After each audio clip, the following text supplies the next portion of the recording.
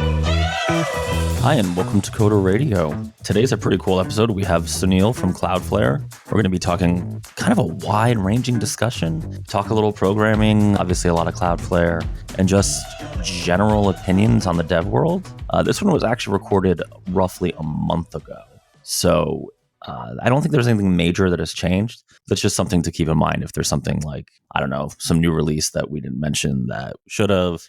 Something like that, right? The wonders of an interview show, time drifts. In other news, we've had some tech news in the world, right? We've had the Switch 2 release, which, Nintendo, if you look at the sales numbers, nailed it. Incremental improvement seems like it's the way to go. Other news, we're seeing unfortunately, a lot more layoffs in the industry in general. The trend continues. I don't know what to say with that other than go to the Coder Radio Discord. We have a pretty active hiring channel with people posting for positions. A lot of them are tending to be remote, so that's a good opportunity. We actually have a few European folks in there too. So definitely, if you were unfortunately affected by any of those large-scale layoffs recently, it's a resource for you to at least check out, right? Some folks are just like throwing up their GitHub or their resume. And can't promise anything, but you might get a response. We also have, that should come out actually right after the show, probably the same day or the next day, a WWDC special. It will be translucent and you'll barely be able to see it. All right, without further ado, here's Sunil. All right, folks. Well, worry not about DDoS attacks or anything else. Your DNS is fine because we have Sunil from the principal systems engineer, not the intern, not the associate professor, the principal systems engineer over at Cloudflare. Sunil, how are you? I'm good. Thanks for that intro. Yes, a principal systems engineer. So I see you because I know you're calling from the UK. If I'm correct in my LinkedIn stalking, I see you in like a tweed jacket, kind of very quietly but sternly looking at a room full of British boys and telling them, not quite right. You're going to be staying after, clean the bathrooms. This is an American's interpretation of how school is in Britain. Is that correct? I mean, you're pulling me out of Pink Floyd's "Another Brick in the Wall." That's where all my info comes from. That's basically it. Yes, and you know what? That's extremely accurate. And I have a handlebar mustache and a little pocket watch. That's what they give you when you cross the border. Like when you get into the country, they're like, "Here's your starter kit." So you land at Heathrow, and they're like, "Here's your pocket watch. Here's your tweed jacket." That's exactly right. That's assimilation. That's the assimilation kit. Okay. I see. So it makes sense. Yeah. Obviously, us Yankees aren't so welcome over there right now, but we've had a tiff before. I'm sure we'll kiss and make up eventually. Mm-hmm. All right. So I have a question that's really dumb. I didn't know Cloudflare did stuff other than protecting my DNS from endless DDoS attacks. I was in the same situation about like 4 years ago when Cloudflare started announcing stuff like durable objects, which we'll get into in a bit. And I was like, Cloudflare runs JavaScript? I had no idea. And then I looked into it and it's kind of wild how they do it. So Cloudflare spent the last 10, 15 years building out this network that envelopes the entire planet with compute and storage, right? And that's how they run DNS and DDoS attacks and your WAF rules and things that are. Cloudflare is in its DNA, it's a security company, which is kind of amazing. Interesting. And then a few people had the smart idea to say, hey, let's run JavaScript in all of them, which is very different from the way other providers do it, right? Like they stand up big data centers in US East 1 or whatever it is. And Cloudflare's like, no, let's go for all these 300 plus cities. And we have these relationships with, I don't know, some absurd number like 15, 20,000 networks. And let's run JavaScript on all of them. And the result of that is the Cloudflare Workers platform. And if I remember the number right, something like 95% of the world's population is within, I want to say 40, 50 milliseconds of a Cloudflare pop. Wow. It's kind of an insane number. And I checked, like anywhere in the UK, I get a latency of like 15 milliseconds. Like it's mad.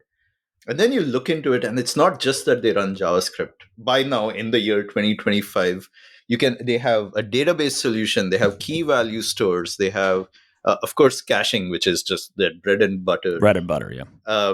And these fantastic new primitives like durable objects, which are like a strange name, but It's very innovative technology in the infrastructure space, but the computer science theory behind it is like 50, 60 years old.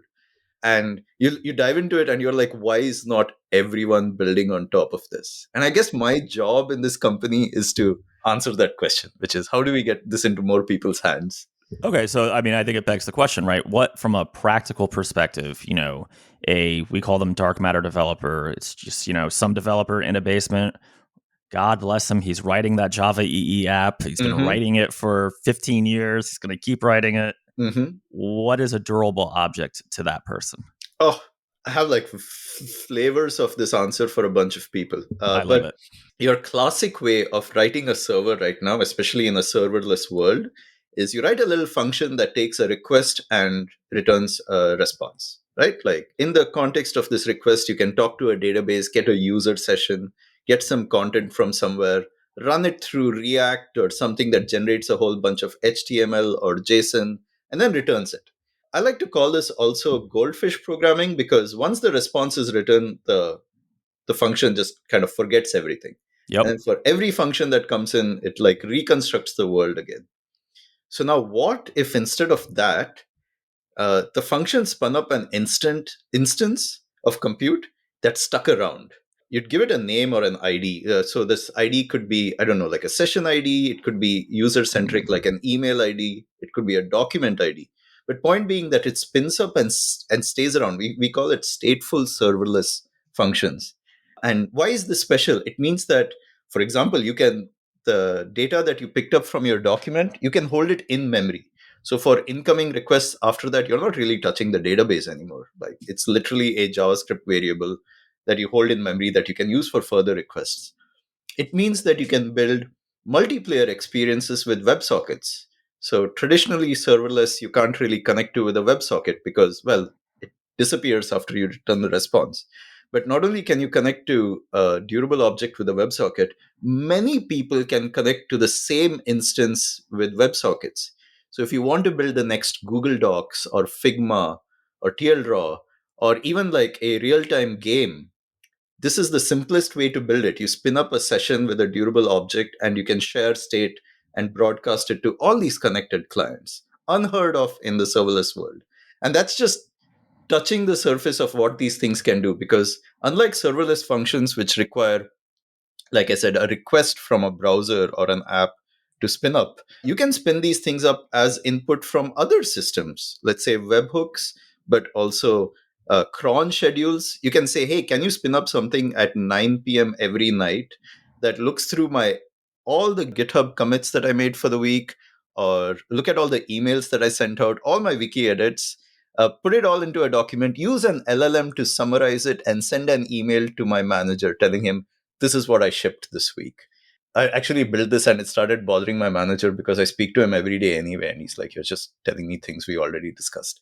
But regardless, it opens up a whole new type of programming and applications that were otherwise only the purview of subject matter experts in the distributed systems era, or you needed to be $1 billion company to be able to Right. provision hundreds of servers across the planet to use for these things. And now Cloudflare gives it to you like out of the box. And as of last week, it's on the free plan. So, like, yeah, you can just write something right now that uses it. Right. So you're abstracting a lot of that. I don't like the word DevOps, but let's call it, infrastructure, IT, Linux management crap complexity 100%. Please, away. my goal is so that people never have to touch Kubernetes again. That's what we're I going for. mean, if you could do that for me, I would I'm be telling you. incredibly happy. Uh huh. But Uh huh. Uh huh. I think that was a mistake, but that's a whole different conversation. Let me try to throw up a really silly example for you just to illustrate for the audience Mm-hmm. the kind of thing you could do if you were a maniac like me in Florida. Let's say you have some kind of small application you want to deploy serverless. I don't know, who cares? It's in Python, let's say, right? Sure. You're getting DeepSeek in there, right? Because that's one of the LLMs that works with this. Mm-hmm. You can then use webhooks, or I mean, I guess you could use a straight API too, to hook into, well, you don't even need to. You already have DeepSeek. So you just talk to DeepSeek, use the GitHub API to get all your commits, and Mm-hmm. then every week send yourself mean code reviews from DeepSeek in Right. the tone of Jar Jar Binks from the Phantom Menace. Misa Knit, please change the white space here. Yep. Misa think humans are screwed. I mean, that Uh-huh. could be a thing that Jar Jar thinks. I'm just saying. Uh-huh. Uh-huh. Now, that's a dumb example, but I'm just thinking to set that up myself. Let's say if I was, I don't know, AWSing up a vanilla Ubuntu box, right? Mm-hmm. I think that's going to take me at least a day. And knowing me, I'm going to screw it up a few times because I'm super bad at remembering CLI syntax. Not only that, I mean, first of all, you're going to have to use a credit card, but regardless True, of there's which, that. There is that. That's a big thing. yeah, Yes. but then you need to set up process monitoring for that box. So, like, if it crashes, do you do restarts? You'll need to have to set up some kind of observability so that you have a trace of all the things that happen on that machine, because you don't know if your LLM decides to talk to other APIs and try to take over the world, and you want to trace at least into that happening before the world collapses. There's just so much. I mean, hell, consider you said DeepSeek, which is a reasoning model where the responses might take, I don't know, 5 minutes to 5 minutes. It's finish slow. streaming, Yeah. right? Yeah. A lot that blows past so many serverless providers' time limits Oh, on that's a good point. on Yeah, the because like response, Lambda has a time limit. right? I always forget Azure's one, but yeah, they all have like a what is it like 2 minutes they time out? It's something pretty low. Yeah, even like smaller, you forget about like the big things on the server side. Let's say you build a little web app to see the streaming in, all the tokens streaming in, and you refresh your page, and you want to make sure that you still keep getting like the parts that have streamed in, and you keep getting the bits that are streaming in after that, which means you need some kind of reconnection logic. Sure. You need some kind of synchronization logic. It's going to take longer than a day, Michael. It'll take you longer than a day anywhere else. See, we've never met before, and you already know that my estimates are garbage. This is why you should be the headmaster of our British. That's right, headmaster systems engineer. I Yeah, mean, it's I might tell you it's going to be a week, and we both know that I'm lying. I don't just know. so I don't know that I'm lying, but it's well, yeah. Like you're going to say at this point, you're like, I'm sure I can get Cursor to wipe code it, but no, no. Even Cursor no, is going to definitely be not. like, bruh, this is too much. Like it's a bit Yeah, much. yeah. Curse is gonna be like, I don't know what's happening. Okay, so we know what the bad path is, right? We're Mhm. on insert again VPS or cloud, whatever provider here. We're setting things up. We're probably fighting with Docker containers. We're probably misconfiguring if we have a database variables, things like that. No, What uh, is the happy case of using the Cloudflare workers to do the exact thing, the silly Jar Jar code review thing? well, first of all, we have Workers AI, and that's by the way so cool. We shipped this, I Mm. think, like no, actually a little before last year. I want to say late 23. DeepSeek is actually a model that we have in the Workers AI catalog. So you connect straight to that with an API call with a binding. No API keys. Oh, that's the other thing I love Oh, about it. no keys. We do this thing with bindings where you just declare in a configuration file, hey, I'd love Workers AI binding, and here's where I'm declaring my durable object, and it just figures out the internals for you. Hell, it's not even just API keys, Michael. Like because there's no concept of regions when you use the Workers platform, we can optimize these things not only so that they run next to you, but all of them kind of run on the same machine and potentially on the same process. And that's just transparent to the user. It's just wonderful to use. Is that something the user has to select and configure, or how Nope, does that? zero. We call it region Earth. There's no configuration of regions. Okay, so there's no like I don't know Virginia, San Nope, Francisco, nope. In fact, Dublin. Okay, we have a feature called smart placement. And I'll get back to your original question in a second, but I love sure, this sure. feature where if it detects that you're talking to a database, let's say in Virginia, the worker will place itself closer to the database so that the whole round trip, especially when you make multiple database calls, gets optimized for like end-to-end latency. It's crazy. Hang on, because this is a common mistake some of my clients make. 'Cause I'm working with mostly like medium sized businesses, Uh-huh. and they're just believe it or not getting into cloud. A lot of them now, right? Mm-hmm. They've Mm-hmm. had a very sad Microsoft Access server running in a closet somewhere for 30 years. I get it. I get it. Been there. Yeah, yeah. And the thing they do, right? I'm just gonna I'm just gonna take they're the biggest one, right? AWS is as the obvious choice. Uh-huh. Let's say they create their database cluster in San Francisco for some reason, Mm-hmm. but they are physically in Pennsylvania and Yep. they make their server in Virginia. Now Yep. I get it, Virginia is the closest to Pennsylvania last time I checked, but Mm-hmm. you're saying that this platform, that the Cloudflare will actually see, okay, well, you've made your database cluster in San Francisco. Let's go Hmm. ahead and force that worker relatively close. That's exactly right. It's I crazy. And it does That's it a like huge latency. That's a huge latency helper. 100%. And Yeah. beautiful thing is that it does it based on traffic.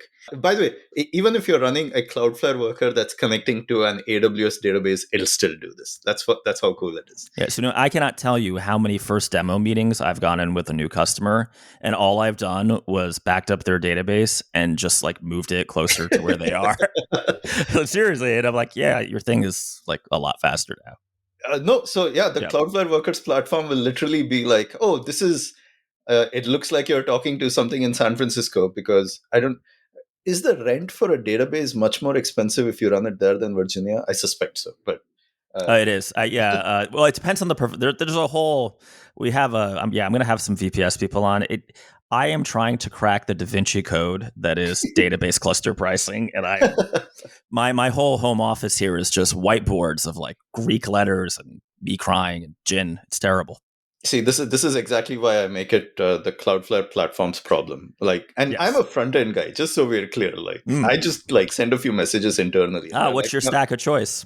I'm a React guy. I was actually on the React JS core team like for a year. Nice. Nice. So I'm clearly biased towards it. But now that I'm kind of a free agent, I've played with all the frameworks and it's like a ton of fun. Yeah. I'm like, I like See, solid JS for this and so on. I'm an old Objective C guy living down here in Dagobah, i.e., Florida. I had to, when that died, I had to adopt Rails. So Hey, Rails is fun though. I love Rails. Yeah. Okay, sorry. Rails And is I bet I could wonderful. run a Rails instance on this pretty easily. Oh, because we have the new containers platform, you Yep. absolutely can run Ruby and Rails. I'm trying to get OCaml unikernels running on this. Okay. So Nice. back to like smart placement. So yeah, it can actually relocate these things closest to it without you having to do anything. And that's the nice thing about it. You make a configuration, you're like, hey, this is what my workers are. And unlike other platform providers, it's beautiful that you can do routing inside the worker itself. Like you don't have to make different functions for different routes. You can just chuck your React router or Hono or something inside it, and it's just perfectly fine. In fact, my stack, the stack I've been playing with recently is a React router app with smart placement. It's just so nice to use. Anyway, so either you use a raw worker, which one of the nice things about the workers platform is that we charge you only for CPU time. And the reason this is important is, let's say you have an LLM call that takes 30 seconds to return, but you notice that the amount of CPU, which is like the bytes coming across the wire, Yeah. is like we usually see like under half a second for Yeah. every 30 seconds. Cloudflare Workers charges you only for that half a second, by the way. And Yeah. Instead of the full round trip time. exactly. And Yep. so, especially when it's like a reasoning model or a thinking model, or just there's just so much dead space in between, Cloudflare has moved to like a complete CPU pricing model, which is just wonderful. Anyway, but I would take this, and if I ran it inside a durable object, which is stateful, then that means that when I write a front end app, I can store that state of the entire response in the durable object in memory.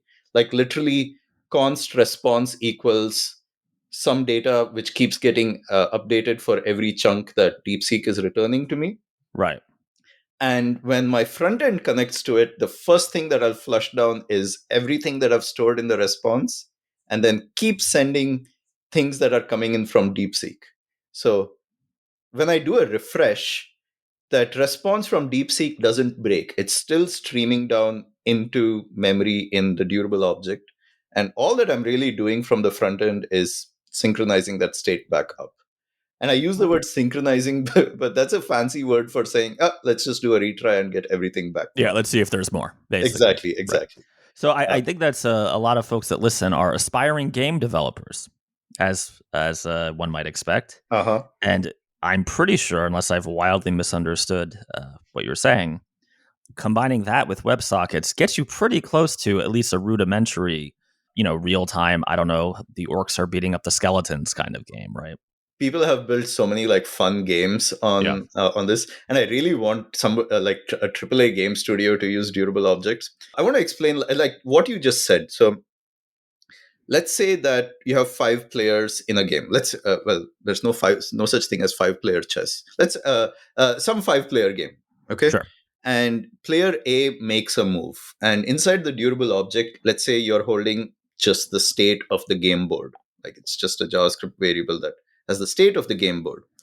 And the I say naive, but this is actually the production way to do it with durable objects. You need to send the state to all the connected WebSockets, right? Like you just say Right. They all need to know. WebSocket.send JSON.stringify of this object. In a distributed systems world, you need to find out where these WebSockets are connected, make sure that there's no state conflict that has happened for ordering of messages that might have come from another user at the Mm. same time. This is now a multi-week project if you do it elsewhere. With a durable object, and Michael, I'm not joking about this, it's a for loop. You literally say for connection in connections, connection.send JSON.stringify of the board. You want to bet? You want to make a bet? We could make a bet. If I tell you what, I will try to make a game, a Uh-huh. simple game, right? Maybe like I don't know, like, text chess or something, right? Something easy. Mhm. And you said it's a day? Well, are you saying that you? Well, it would definitely take you less than a day with a durable object, but That's what go I'm on. saying. If I can get it done in less than a man day, right? 8 hours, Uh huh. I'll send you some swag. 100% And easy. and you know what? We should send swag anyway. But because I feel like you're gonna 100%. win. I Yeah. would be so annoyed if you can't do it. I All have right. had calls with people who want to use durable objects for a common one is multiplayer text editing. They're like, "Hey, we have these documents, and we hate that two people could be working on it and they blow away each other's changes because they don't know who's working on it at the same time. Can we make it like Google Docs?" And I love it that I can say, "Hey, do you want to do it on this call right now?" And they're like, "Say what?" I'm like, "No, we can implement." I like using a library called YJS. It's great for collaborative text Oh, editing, sure. Yeah, yeah. right? I'm like, we can set up a thing that scales horizontally, and your document state will get synchronized instantly across these users, and we can do it on the call. So I'm saying I've done this in like 15 minutes, but I'll give Okay. you a day, Michael. I'll I'll give take you a a day. You whole know what? day. We love to do these little challenges because then I put the code open source on GitHub Uh-huh. for Uh-huh. folks to use as a reference. I'll do it. I'll give myself a week to do it. So it's presently the 17th, and that's perfect because this airs about then anyway. Congratulations on getting 6 days back in your life. Oh, I'll find a way to lose them. Don't worry.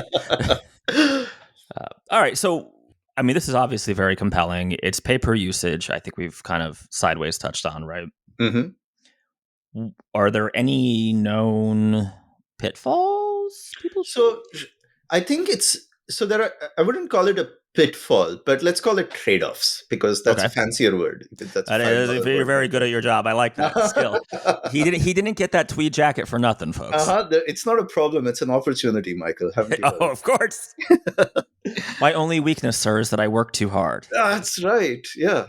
Uh, anyway, so it's very different from spinning up a multi-gigabyte memory machine that all your connections go into versus these 128 MB RAM instances that you can spin up millions of. It's very much, would you rather fight one horse sized VPC or a million duck sized computers? And No one's ever asked me that before.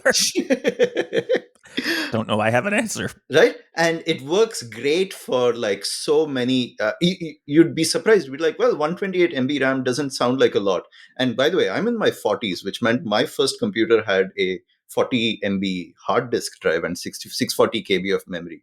It's more uh, than enough. exactly, for the rest of my life. Regardless, you'd think 120 MB RAM is not a lot, except that it multiplies by how many ever instances of whatever you want. Like, I think we have at least one customer who's starting to touch maybe a trillion of these objects in their lifetime of using it. Which, by the way, these numbers sound absurd to me, and that's just Cloudflare scale. They'll be like, yeah, trillion requests in the last day or whatever, and I'm like, what do you mean trillion? Again, I'm a front end guy. These are unheard numbers for me. So it's a new style of programming, but there are so many nice things about it. Like I said, like doing a broadcast is a for loop. you can mentally have a model of having one of these for every user. In fact, that's one of my favorite things to do, which is I'll run the React framework like a remix or something like a tan stack inside the durable object itself, one for every user, which means I can hold session data over there for them. I can hold their shopping cart data. And I think that trips up people a little bit. But again, It's within a day, a different way of thinking, right? right? Than what you might be used to. Yeah. What I like about it is it's kind of how we always used to like program. Like before serverless programming, all servers were stateful, right? Yep. In fact, I used to work at an e-commerce company back in 2013, 2014. And we used to hold the state of the banners of the page in memory on our Node.js server, just so that you didn't have to like thump on the database for every Yeah. request that came in. And people have forgotten how to do that with serverless programming. And then you add yet another 3 letter acronym or some new product that your provider gives you. Like, we have a caching product which will make this easier. And you can do this. And you try reinventing these things, but durable objects take you back to a style of programming that's very direct, very almost visceral, that you're interacting with what is a computer. You have memory and you can define these functions that get called Yep. anytime. Like the moment you do a multiplayer app with this, you're like, why isn't everything like this? Honestly, I think the weirdest thing about durable objects are the name. People keep thinking that it's a database, and what It does confuses sound it, very data story. right? That's You're what I like, what first. is a Yeah. durable object? The funniest thing about a durable object is the name, because people think it's a database product because they say like durable and object. And what makes this a little more confusing is that every durable object comes with its own 10 GB SQLite database.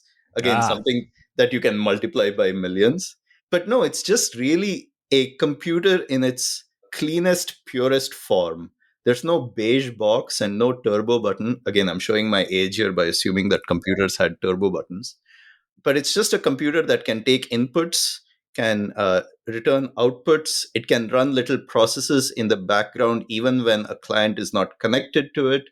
You can send, you can wake it up on a schedule, on timers. It's just a very nice way of writing programs. Now, don't get me wrong, serverless programming is of course useful for so much. I mean, the last 15 years of computing didn't happen because it's a fad.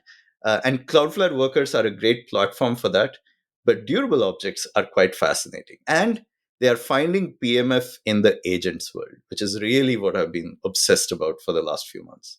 So that's a lot there, right? Mhm. It's. I'm trying to think of how to phrase Sorry for this. the brain dump, but yeah. No, no, it's good. It's good. I'm just so I'm trying to. I like to give folks like a very practical first step, right? Because a lot of this stuff can be daunting, Hmm. especially folks that maybe haven't even done any serverless. Hmm. Hmm. Well, one, so if you've ever folks, if you've not used Cloudflare, their documentation's really good.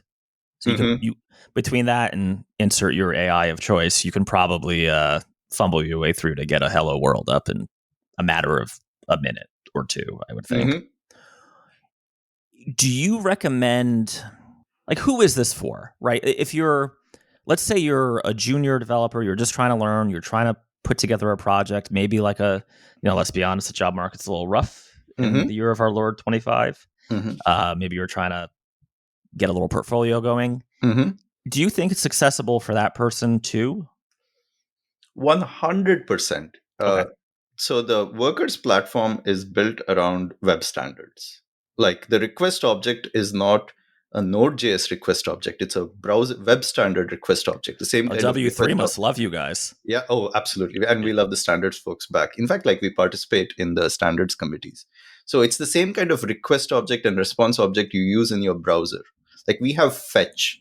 The WebSocket class is a web standard WebSocket, uh, which means Mm. that if you're just getting started off writing, let's say, a little bit of React, adding a little worker is the same language. So let's say you're day one program, not day one, well, day one, maybe day two programmer, and you want to add a little backend. It's the same knowledge. As far as you're concerned, it's just calling one function from the browser back onto your server. And but for learning that much, you suddenly get this beautiful scalable platform for your backend. You're never going to worry about DDoS or being hacked. Again, like I said, Like, so Cloudflare, you're already in Cloudflare, you're right? So in, you, like, it's a yeah, security company. We take care of right, all of those things for you. right. But because every, let's say, 99 out of 100 applications are being built today are AI applications, you Mm, are now magically in a world where, like I said, for your LLM calls, which might take that so long, you're charged only for the CPU time of the request. And you want to write little agents that do work for you in the background, even when you're not looking at your computer or you don't have the website open. It's as simple as defining a class. Our entire agents initiative is based on durable objects, where you can say, yeah, anytime a user sends me a thing, a user in natural language will give you an input. Hey, every Friday night at 9 p.m., could you go through my GitHub thing? Could you go through right. my messages and summarize it and send it to my manager? You will very easily use the popular, let's say, the AI SDK or LangChain or something, one of these great frameworks out there. You will convert that into regular function calls that then look into these data sources and then return it back. And out mostly out of the box, we will take care of stuff like resilience, scaling.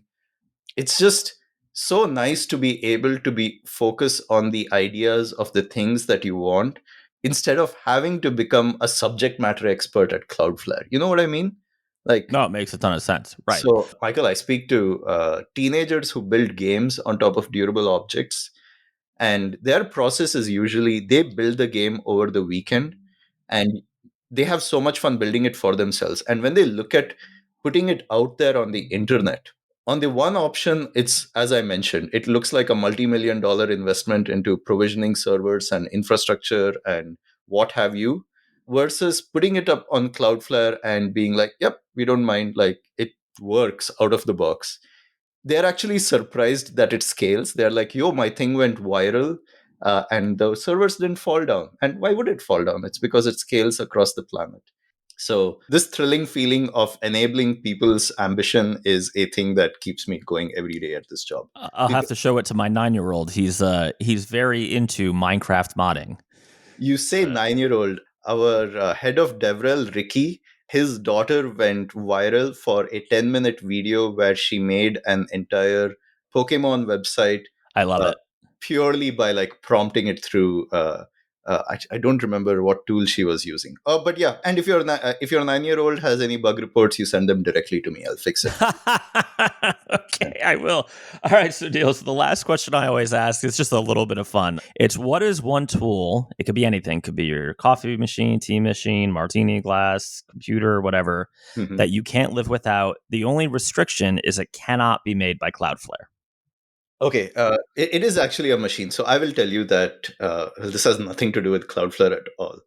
I've been collecting CDs for the last few years, Very nice. and I bought myself a CD player with, like with a remote control, which has an eject button where the panel slides Oh, I open. used to have a 6 CD player like that. Yep. Oh, bro. I used to be jealous of my friends who had cars with CD changers I in used to there. hate them. I never had a CD player in my car till I was like 25, and I I know, just like all the rich kids had them, oh, they and all had it. yeah, of course. So I have been going through this process every day where I usually pick CDs that were made before the year 2000. That's the rule that I have. So I've been Sure. listening to some Radiohead, a bunch of Clapton, a whole bunch of Pink Floyd, because again, they give you all 10 discs of Pink Floyd when you cross the border into the I country. was to say, aren't you required every day to do? Exactly. Yeah, yeah. It's the A bu- national anthem at this yeah, point. And there is something about physical media and having to listen to an album end to end that is just extremely satisfying than being spoon fed stuff like Spotify and SoundCloud. And it has now become such a daily part of my routine. I think like people are missing out with again, this is just me being an old person. Like in my day, I had to walk uphill both ways to get my music, but the fact that it takes a little effort to play it and listen to it has made my music experience a lot more meaningful. I love Oh, it. until I gave it to my daughter, I had a vinyl collection, and I was the same way. The art of just composing an album, Mm-hmm. right? This might be a little, I don't know, what your taste particular, but of course I had the wall, the Mm-hmm. remastered wall on Of vinyl, course. and I don't know if you're familiar with the Eagles, right? Of course. Yes. Yeah, right. Well, the Desperado album, listening to that on, let's say, Spotify, where you hear one track, then maybe something else, then Mm-hmm. another track from that album, the whole album's it's spoilers, I guess, for something that came out in the 70s. It's the story of a criminal, right? That's right. Right. He's Yeah. a literally a desperado, and how, and if you listen to it in order and you're a huge nerd like me and love westerns, you can go back and see, well, these are actually based on people, right? There Mm-hmm. was a shootout on Coffee Hill. Like, it was, the old west was kind of wild. We're going back there now. It's going to be great. Get your yeah, we're in trouble. Uh yeah, so I completely agree with that. My first mobile CD player. Do you remember the old cassette tape things where you would run the leads into the cassette tape and then hook it to your, like, so I didn't even have a Sony, but your Sony Walkman CD I know. player. Yep. Yep. Yep, Absolutely. that was my way to jerry rig up Michael, a these CD kids player. don't understand how easy they have it. They don't. Oh my god, my youngest, he's like, "Oh, Netflix is not working." I said, "Listen, Come on, when man. I was a kid, if you wanted to watch Spider-Man and you were not up at the appropriate time on Saturday That's morning, or you forgot, you ain't watching Spider-Man. It's just, Spider-Man swung away. It's Yeah. over." I was trying to explain to a 19-year-old intern in the company that if I had to learn the lyrics to a song, especially one that played on the radio, well, first of all, I had to record it off the radio onto a tape. And Always then I fun. had to play it back 300 times to get every word and write it down on paper. And the way he looked at me, the way he was like, "You lived like what?" Like, Michael, Yeah. Michael, I went into the Museum of Computing History at Palo Alto. I forget what the exact name is. And I saw my laptop up there, my ThinkPad from the early 2000s. I was like, why is my laptop in a museum at this point? There was a documentary that I was watching on PBS over here about Compaq. Uh huh. And they're like, and believe it or not, kids, the computers used to look like this. I'm like, that looks really familiar. And then I looked up the model in the notes for the video, and I'm like, huh, that was my computer. Was it a Presario? I It remember the was a Presario from Presario. them. Yeah, Presario. Exactly. However I never knew how to pronounce that Uh huh. Uh correctly. huh. Uh-huh. I But remember. it's just like, wow, these are, like, the whole idea. I mean, we're off on a tangent, but Of course. I I have begun buying physical video games for myself and the kids. Um, There's Even just though something to it. there's something to it, Yeah, it makes it more meaningful. I love but it. the level of frustration, particularly with the two younger ones, when Hmm. I explain to them, well, unfortunately, you have to get up and go get the Switch cartridge, is they look at me like I'm asking them to, like, go milk a cow or something. Yep, I Yeah, know this. See, yeah. but then they don't have the pleasure of reading liner notes and then making it. The ex. Did you? Okay, so I didn't do this with the CDs, but I did have a tape player that could play the tape backwards, and we'd be listening to Black Sabbath and saying, "Oh, is he speaking to Satan here? That's what he's doing, right? It's an encoded No, man, message that's to Chicago. Satan." That is Oh, that was Chicago. Chicago. It wasn't Yeah, even Sabbath so much. That's right. yeah, yeah. Well, Sunil, this has been great. Where can folks find you? So you can find me as I have the worst Twitter handle. So it's 3.1, all words, no numbers, no dots. It's THREEPOINTONE. And the way you can remember it is that it's the value of pi, which is also my surname. So that if that makes it easier. Uh, You were destined to go into computing with a name like that. Like, you would no chance. I know, but telling my handle and my email address on the phone is such a pain simply 3 point. because Yeah, yeah. mine is Michael at themadbotter.com for my email. I have never had anyone get that right because Oh my it's god. too damn long. An easier way might be we have the Cloudflare developers Discord, which has something like 15,000 people or some absurd number like that, but you can add us. The nice thing about Cloudflare employees is that we are terminally online, so you can find us there. Uh, Yes. and you'll find me as Sunil Pai, I think, on the Discord. Like, you'll just literally be able to say Sunil. Or I'm 3.1. I don't know, one of those. Those are the major ones. And of course, you can find me on LinkedIn and Blue Sky and I don't know, somewhere else. He's But like the rest of us. He's online just, everywhere. yeah, I'm on everything at this point. I don't know. Like every time there's a notification, I have no idea what my phone is asking me to do anymore. I But love it. yeah, Twitter, the Discord is like a good place. Yeah, reach out. All right. Well, thank you for coming on. And as always, folks, go to the Coder Radio Discord. And in a week, so actually, right when you hear this, I will have my challenge done, and I will either be defeated Mm-hmm. or, although either way I win, because if I lose, I have something that runs and I can torment you people Try with. out our Cloudflare agent starter if you want to build a really fun chatbot experience as well. All right. It's Mhm. going to be trolly. Michael, I wanted to thank you and the entire team for having me on. This has been wonderful. It's been great reminiscing about old times as well, but super nice. Thanks for having me It's on. been a blast. We should do it again. Absolutely, absolutely. Have a great day, Steve. Cheers. Bye, Michael.